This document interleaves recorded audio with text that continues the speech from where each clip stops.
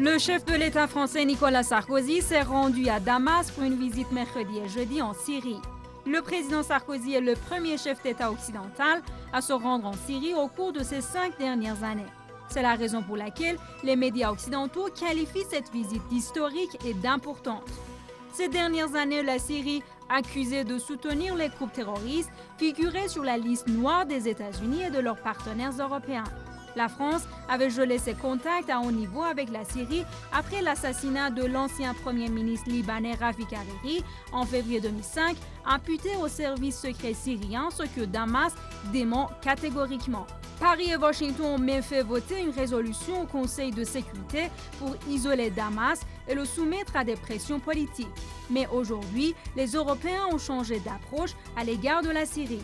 Les États-Unis, dont la politique moyen-orientale et à travers elle son processus stoppé, se trouvent dans l'impasse, ne semblent pas s'opposer aux Européens, d'autant plus que la visite de la présidente de la Chambre des représentants, Nancy Pelosi, à Damas en 2007 avait été dénoncée par l'administration Bush, qui ne critique pas celle du chef de l'État français.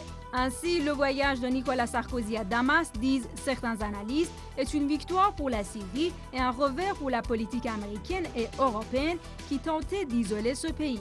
Bien entendu, le gouvernement syrien a lui aussi apporté des changements dans sa politique étrangère suite aux évolutions qu'a connues le Moyen-Orient.